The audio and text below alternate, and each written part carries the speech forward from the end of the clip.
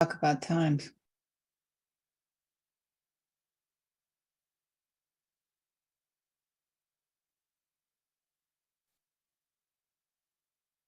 All right. Well, welcome.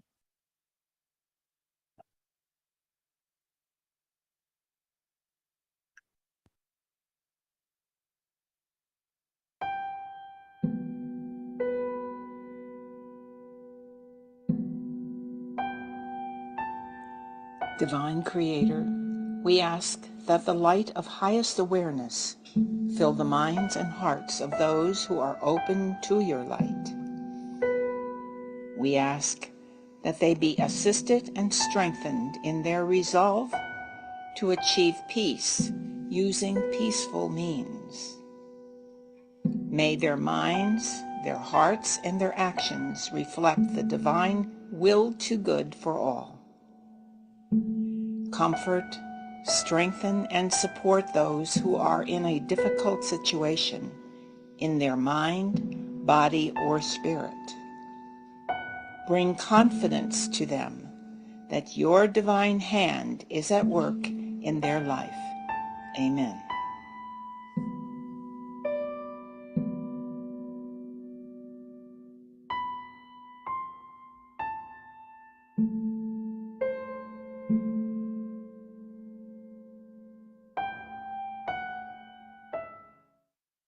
No. Well, greetings and welcome. My name is Reverend Mary Huber. I'm pastor of the Community Chapel of Holistic Healing, and we are a non-denominational, nonprofit spiritual fellowship founded in 1977 by Reverend Michelle Lusan, a mystic and channel for the multidimensional consciousness.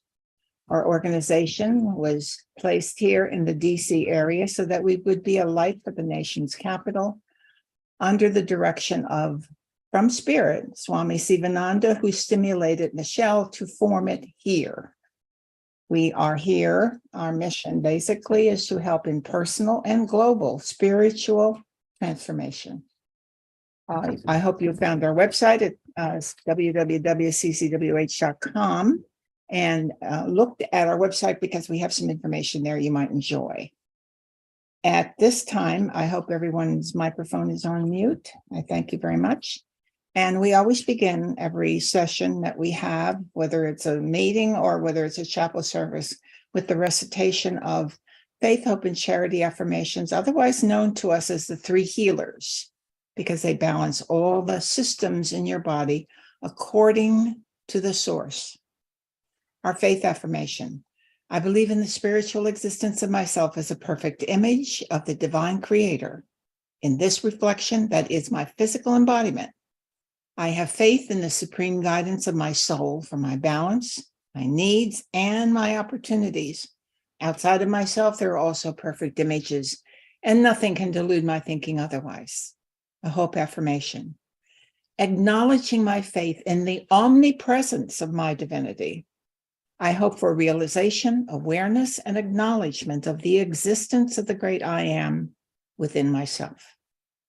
The charity affirmation: in understanding faith, in knowing hope, I pledge my actions, my desires, and my thoughts to the performances of myself on the physical planes of the earth, to honor, to love, and to enlighten all that is a reflection of the divine outside myself, so that my perfection is imaged back to my Creator. So help me God. Well, this evening, our topic is dual, actually, a dual topic. I'm putting out the information about Easter first because we did miss that opportunity to have a service around that. I have been conducting the 3 cosmic festivals every year, and Easter being the first of the cosmic festivals. So in that regard, it's important to remember and to note that the resurrection, the whole life of Jesus, the focus was meant to be on the resurrection, on the ascension, on that fact of his life. Now, while he came to show us the way, how to overcome the world. He taught that all the time and showed us personally how he did it, because he had to go through all of that himself. That was part of the arrangement, I guess you will call it, from him for his being there as a high spiritual being. He came in to show the way. And that was the redemptive process that he kicked off for humanity. We had a period of atonement for our past egregious efforts in an ancient world where we actually, as a society and as a human race, destroyed that world. And because of that terrible act, he volunteered from the highest levels of spirit to be the leader in that time frame, to bring us out into the redemptive place. So that's where showing us you can overcome the world, you can do this, and you can also be so attuned to spirit that you can rise above all of that is lower than in the physical and go into dimensionally into your own Christ consciousness, which he did, and which we are asking ourselves as an individual who are on the spiritual path. This is our journey. This is also our mission to achieve that. So Easter is the first of the great cosmic festivals. And I have read somewhere by some channels who are very involved with these three festivals, that in time, these three festivals will be what all of the world is celebrating down the line. So it is for us to know that is an important beginning for the year. It is in the springtime where you have renewal. And this is what the renewal of ourselves in spirit is so important. It's just everybody is exposed in the springtime, wherever they are in the world, to look at life anew again and to look at the newness that could possibly come into life and to realign ourselves with some newer thinking, newer behaviors, and rise above the things that we have created that are less than desirable in our own life and that are actually restrictive to us, so that we can have the freedom that goes with our own ascension. Now, ascension or elevation of our own consciousness comes in increments. And every year, this is the stimulation to remember this. And every year it comes around because God has given us as many cues around us as possible so that we can achieve higher understanding, returning to the source, returning to our own Godhead, returning back to spirit in a higher dimensional worlds where we are to emulate those behaviors from there, those values, the ethics, the morals, all of that belongs on higher planes, bringing it into our own dimensional world in the third dimension and exhibiting it, showing our ability to overcome, that we don't have to go down those old roads that haven't served anybody in the world, except a lot of more of destruction has happened as with bad thinking, lower thinking of us as being only a physical form. So as people are opening today, more and more people opening to the understanding that they're looking for this, they're looking for that road home again. This is a wonderful time of the year to always be celebrating and to be part of that world. So as we are involved in the spring season still, I thought it would be a good reminder to bring that out again, because it is important to go on that inner spiritual journey. And the journey within is an inner journey. It isn't going out into the galaxy and looking for some new home on Mars. It is actually a journey within. This is where we go when we leave the physical. It's an inner world. And on the inner planes, where that's where eternity exists for us, and the many, many levels and dimensions of that. We're always in the position of even when we get there, of looking to advance, looking to go upward in our understanding, in expanding our knowledge, expanding everything that we can around our own consciousness at the time. Even though we are in spirit, we are still going to do the same, pretty much the same thing.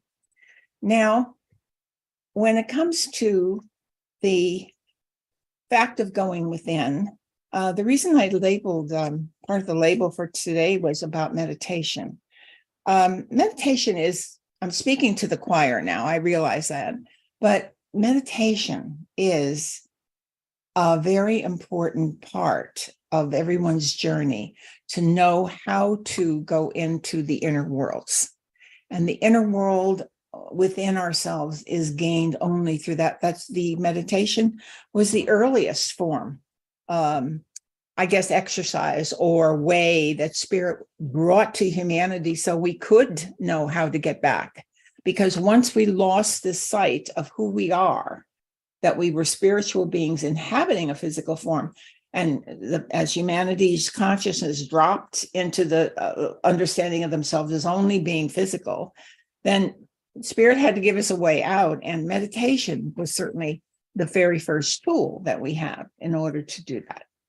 So it's important that we do look at that. My first experience with meditation was when I was studying yoga, but I was also reading a lot, and this was in the late 60s. And in the yoga presentation of meditation, I had a understanding that the focus of the mind was so important.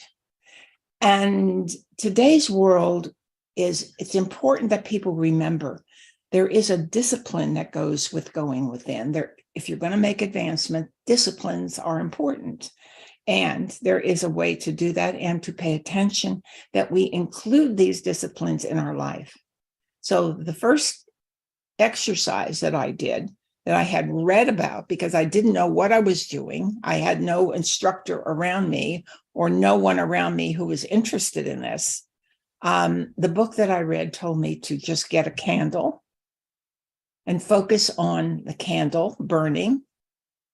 Just look at the candle, reproduce it, and be in with your closed eyes.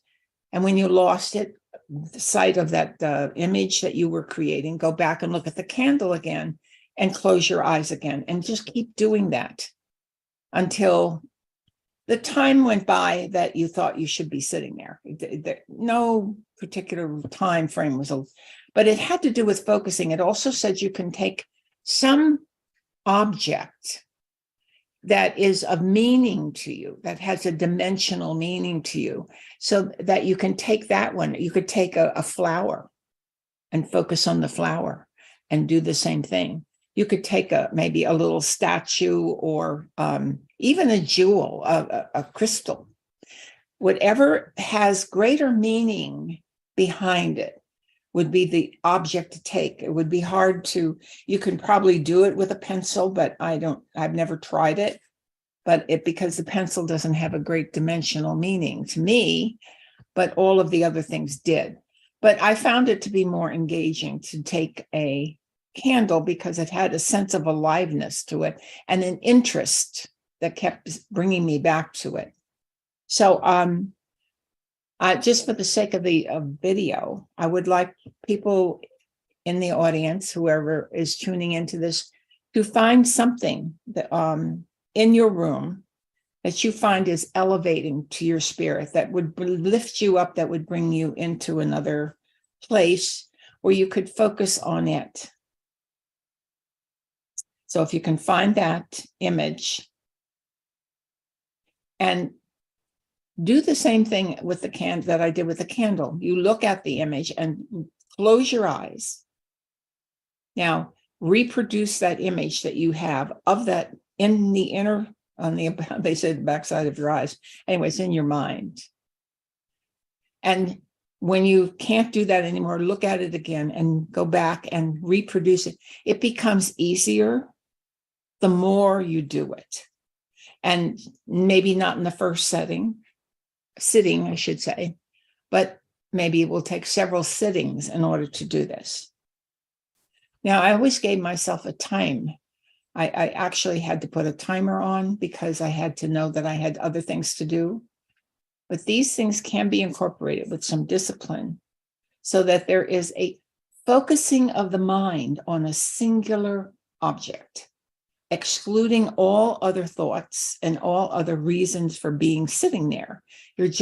That is the exercise, is a focusing mind. The developing of a focused mind in the yoga tradition is so important. And you will find that it is true in any other tradition who teaches meditation.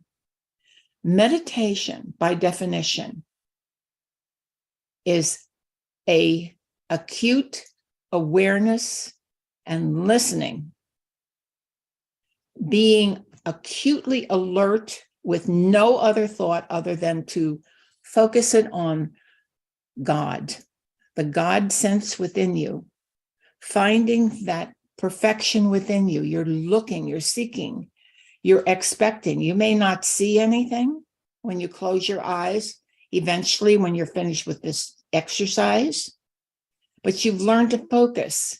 And when you learn to focus in the yogic meditation, you would eliminate all your thoughts. I was told that it was sort of like sitting in front of a big picture window, looking out onto your environment, and a bird flies by the window. You see it entering and you see it exiting, and it's gone. That is how we are to treat the thoughts that would try to intrude into our meditation. The thought comes in, you acknowledge you have the thought, and you let it go. It's the letting go part that can be a little bit tricky for most people, as with letting go of anything, but letting go of the thought and then sitting there waiting for the next thought to come in. And they rush in, have thought after thought after thought.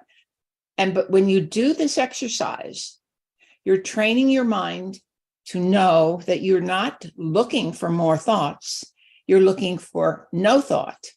So the thoughts come through slower and slower. There's not coming rushing in. There's time between thoughts. And there will come a time when there's rare thoughts going by. But it is important to know that that's a discipline, and it's in that place to be when you're doing true meditation. It's listening, being acutely aware, like you are expecting something so important to come in, but you have to wait for every little nuance of sign, of a thought, of a sight, of a hearing, and you're just there. If you were in danger in any area of the world that people go in, obviously we have a lot of examples of that, and your life is in danger, you're not thinking about what am I going to do next? Where am I going to wear? What am I going to hear? And all of those things, day-to-day thinking that come in. You're going to be acutely aware of your presence in the world, and at high, you're just to be at high alert. You're listening, you're perceiving. This is the kind of, that's an analogy. It's certainly not maybe even a good analogy, but it's what you would do in true meditation. You're expecting something that you don't know what it is. You may or may not get anything, but you always are anticipating something from God, a message, a sign, a something going on. You do have to know for your meditation that God is expecting you to go into a period of discipline where you are showing your willingness before your own God self within. I'm willing to spend the time and the energy to do this because this is so important. When that signal, and for everybody it's going to be different, for the amount of time you have to spend or anything else, it will be different because of how you're wired individually. But when the signal goes to your higher self, and your higher self says, okay, this is a discipline that I have been asking for. And this personality is that I have created now is willing to do this.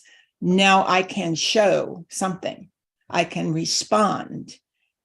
And the response, of course, will come within the guidance and within your own dimensional world of your Godhead that is good for you. And you cannot predict what that's going to be. So that kind of focus and that kind of understanding. In Japan, they call sitting for meditation, they just go and sit. It's called the zazen, is translated just sitting. They say, what are you doing? Just sitting. You're just sitting with intense focus, with high internal alert at the visual and the auditory and any other systems, with no other need to be there but for that one purpose. So that is true meditation, because you're looking for the presence of God. Now, yoga itself had taught me the spiritual. I went into it for the spiritual end. And unfortunately, over time, has been translated to be a physical exercise. And I heard recently that somebody said, I think there's a spiritual dimension to yoga. I'd like to know something about that. And I thought, how we have gotten things upside down. It was a spiritual dimension that was in yoga to begin with, and if you were taught correctly. And it also happened to have the physical component, because they had higher and lower balance going. You were looking for God. This is your purpose, to yoke with God. That's what yoga is. But you had the physical release of the body in its different forms that it was going through, and the stretchings and et cetera, that would deal with the energy systems in the body that needed to have that realignment as well. So they had the higher and lower dimensions very well covered when it came to that. But you knew why you were posing. You knew why each position was there for you. And you attuned to that reason for taking that position. And that gave it the wholeness that yoga was, or can be, or is in its true form. So I wanted always for people to remember that the Western world has a very different, always gets a little bit backwards before we get it frontwards and get it understanding. But a lot of people have come through that. But there's always a reaching up and through meditations. Now, meditation is also a time when not every day you can do the same thing.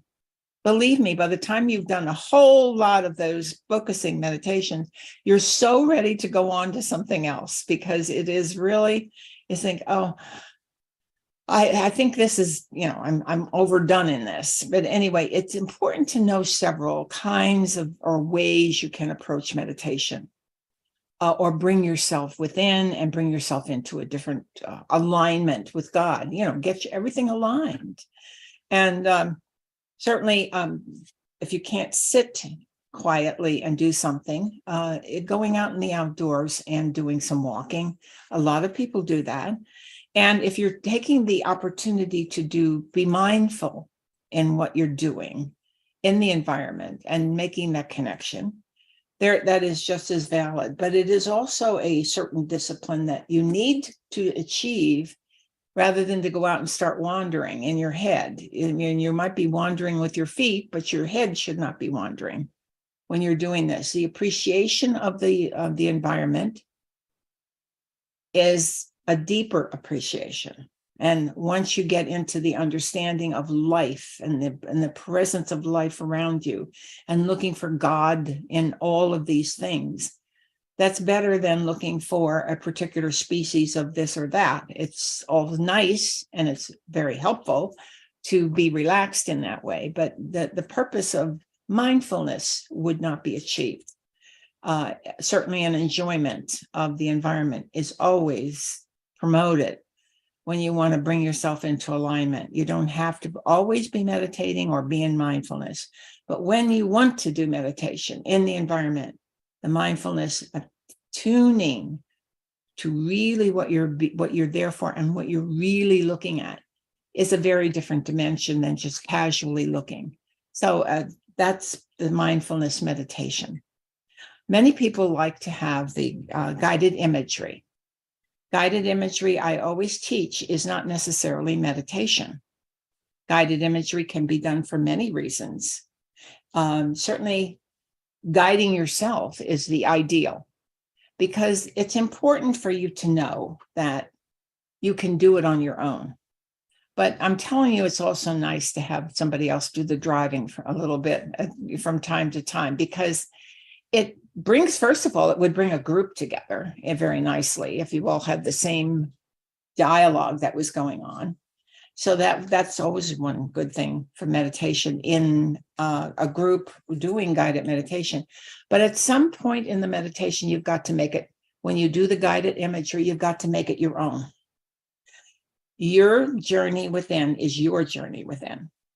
And if you're constantly always having to listen to an outside source for you to do anything inside, it's not as powerful. It's nice, it's meaningful, and it has value, but it's not the same thing as actually then being able to make the connection at some point, and you have your own experience within.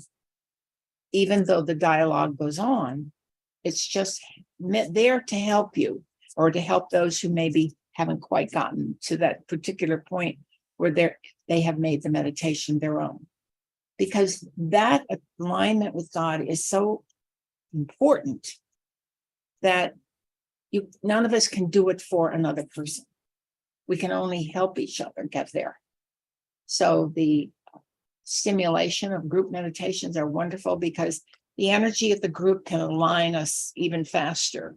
The energy of the group can put so much energy around us that we are very instantly there, almost in many cases, especially if you do the same group meditation all the time. So it's important to see that there are ways to go within, to find God, to find the God center of self, and activate that every day. And meditations do not have to be long. I know when you have a busy life with working and children or family members you need to be helping, or other things that are going on in your life, you don't have a lot of time in the day. But the signal that your God self is waiting for is, will you do it every day? Even if it's 10 minutes, find it in the morning, find it in the evening, find it in the middle of the night if you have to, wherever you can find it. Take a long bath with meditation as part of what your bath is about. There are many ways of doing this, but it has to do with self-care, self-nurturing, self-love. This isn't a great expression of self-love. Actually, meditation is that form of self-love. That, why am I here? I'm here to advance spiritually. I'm here to bring something into the world that is better than what the world has in it. And I'm going to bring something in, but it's going to come from a higher dimension of myself. How am I going to get to the higher dimension when there's all this clatter around me? I have to go within and find it there, and be comfortable, and be happy, and be at peace.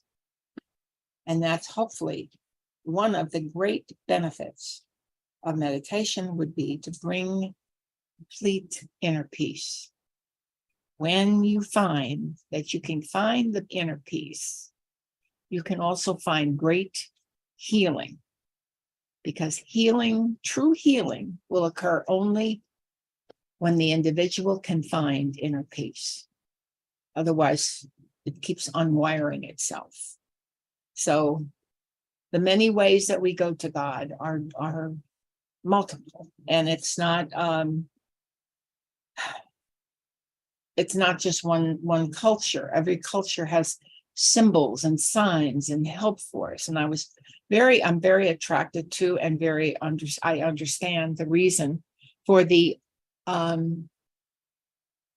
it's the equilateral triangle, and the that goes up at the base at the bottom and with it pointing at the top, and the one above it that comes down with the point coming down, that forms the wonderful symbol used by the Jewish people for their spirituality and their understanding. And their understanding is absolutely correct.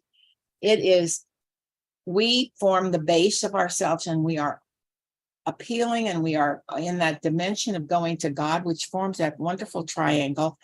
But when we do that, when we start our meditations, when we start our spiritual path, there is a triangle of spiritual energy above us, that broad energy. It's going to come down and enter our heart, and that dimensions are, when they come together, that perfect formation is what we're looking for. And that when we are there ready and the spirit comes in, because we have signal, we are ready, and we can draw it in to and magnetize it and bring it in. And that perfect balance of ourselves is always seen as that symbol. So it's important to understand our spiritual balance with our physical.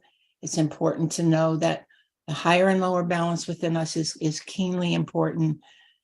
When we pay attention to our physical needs and we know what they are and take care of them and do our meditations, we are in a much, much better place, because we are taking care of both the higher and lower systems.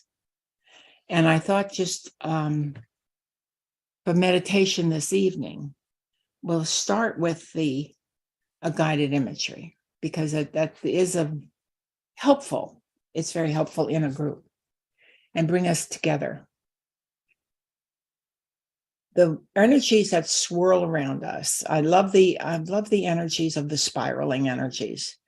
The energies that swirl around us always and constantly to keep us alive, keep us, our spirit and physical together and in embodiment, are there all the time. And as we energize all of those, not just the chakras, there are a lot of the other energies that are going on that are interplaying within our own energy systems. But there is one great swirling energy around our entire being in the physical. And I'm sure it's encompassed within the aura. And maybe is the energy that helps to form that aura, or is certainly engaged with it. But there are other swirling energies that come in to serve the different levels of our chakra system. And the chakra system, of course, is the spiritual psychology of the spirit. That's how spirit connects with us. And there is a psychology for each, and there's a reason for each chakra. And as all of those are aligned and working in perfect harmony with what is meant for us to have, then we have that great appearance of the great aura around us. And all of that can happen within that great aura is understandingly a transformation of ourself. So I like to do the spiral meditation. And if you would close your eyes, and we can bring ourselves with our deep breathing. And breathing has to do with creating the relaxation. We always find a place where we can be comfortable, whenever we're doing this, and we do the deep breathing. It has a lot of physiological implications, but it has a relaxation, a receptivity to spirit that can happen when we start balancing and releasing and letting go. This is what this is about. And you bring yourself into this with your deep breathing. And as you begin to breathe in, you can image that it is a bright light that you're bringing in and distributing on the exhalation. Distribute that bright light all over your body. See every cell of your body as being filled with the spirit and the brightness of spirit as it comes in light. The light particles that are always in your body are now being electrified and enhanced. And those areas of your body that have suffered some loss of energy are now being restored. And always begin with this because it's a clearing. When light comes in and drives out all that is not light, you are clearing your body. And this is a simple imagery to put behind your intention. And the imagery that you're holding now is you're filling with light, breathing it in from as the highest source you can go to. It needs to be the sun behind the sun behind the suns. Bring it in from the original, the creator of all. The dimensions that we can't even perceive existing that do, and the brightness of that light. And we are asked for that to be brought in from that highest level. With each breath, you're bringing that in greater and greater amounts, so that your own mind is clear, your body is clear, everything around you clears. Everything is now in divine order, waiting for you to now pay attention to your own divinity. Most of us know a way to get to a place of great beauty within us. It is often a scene that we have had outside of ourselves in the physical, but we go there. And I like to go up. I like to go up a stairwell, up a great grand stairway, and go step by step, taking my time. And when you get to the top, you have arrived. You will arrive at a beautiful, incredibly wonderful place.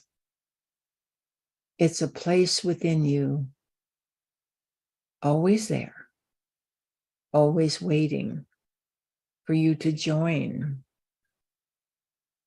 those light beings who can meet you there,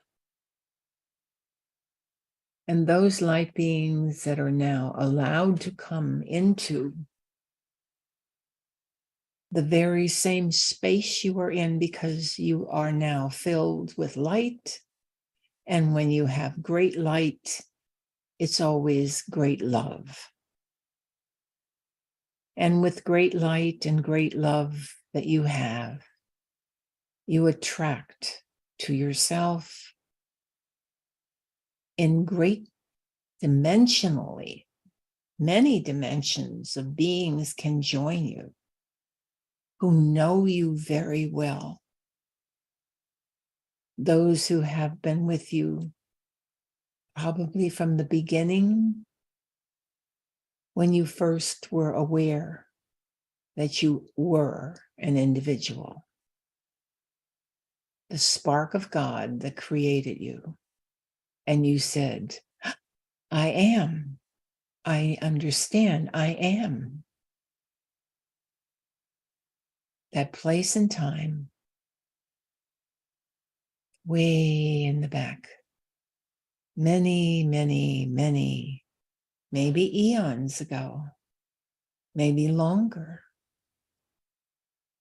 It's a dimensional greeting of beautiful beings who are always willing to come near you, help you, guide you, and be part of the journey you have taken on earth. And we bring in unknown levels of spirit. We bring in those higher masters and great beings. And you do have conversations on that subliminal and subconscious levels, always there. The dimensions of your being are not known to you, but there are many. Your existence or your awareness can go to those dimensions when we are clear, when we are clear, when we are aligned and at peace. And then trust. Trust that God is always, always providing, always supporting, and always encouraging. Anything less than that is not of God. And the spiraling energies that surround you are bringing in to you in so many ways, into your mind, into your heart, into every chakra, the information, the energies that you need in your daily life.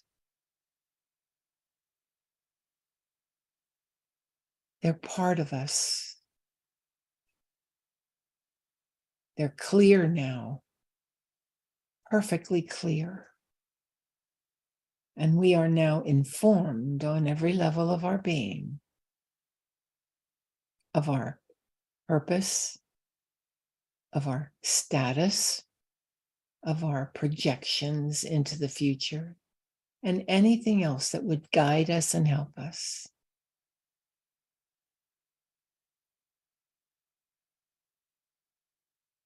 It's a wonderful relationship. God always provides. We see now our place as a light being,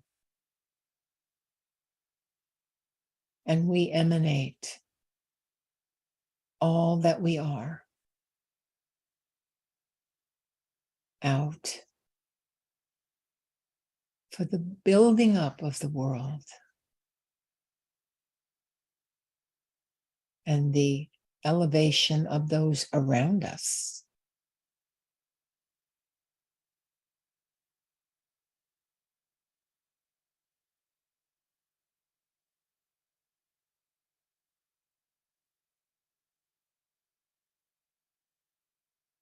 So think of your spiritual symbols that you enjoy.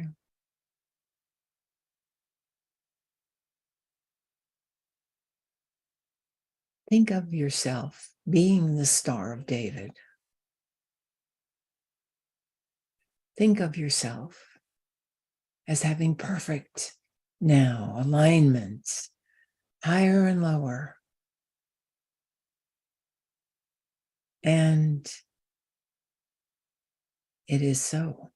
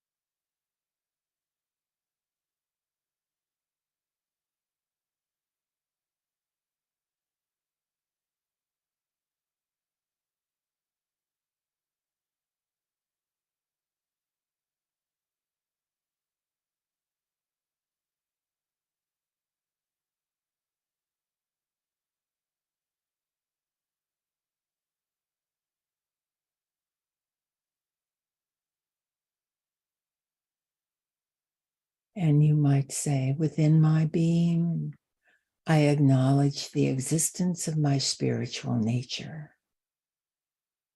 While this nature is housed in my physical embodiment,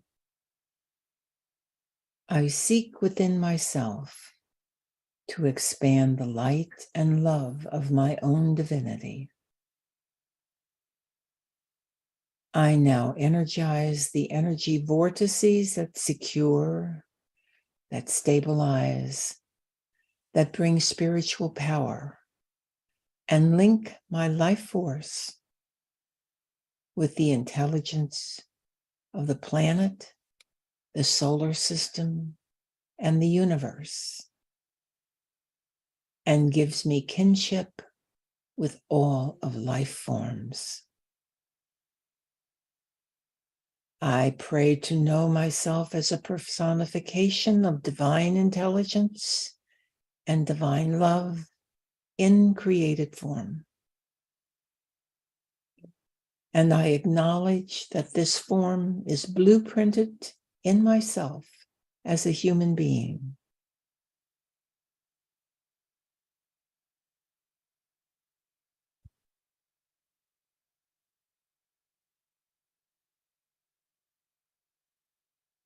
And knowing that we have the blueprint, we just have to build it on the outside and proceed in great joy in our life.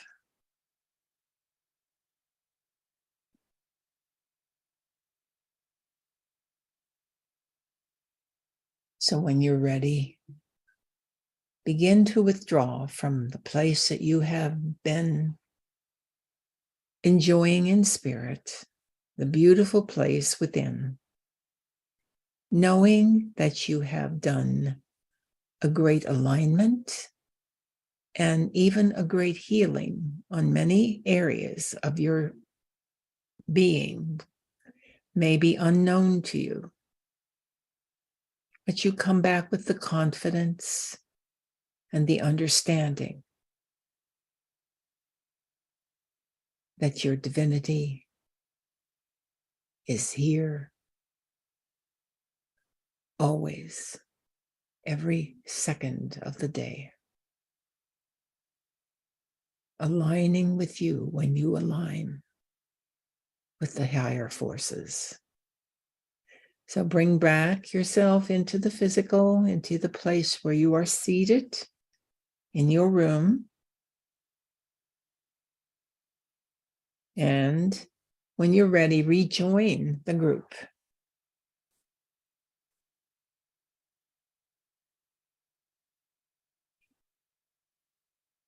Now I'd like to remind you that we do have a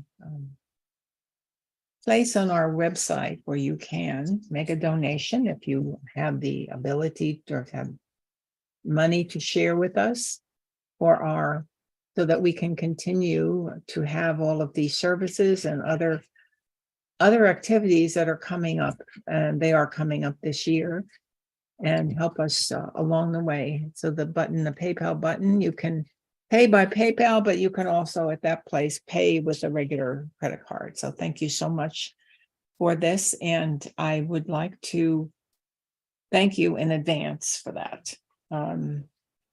It's wonderful to know that we have support for everything that we do, and that this is important to you as well.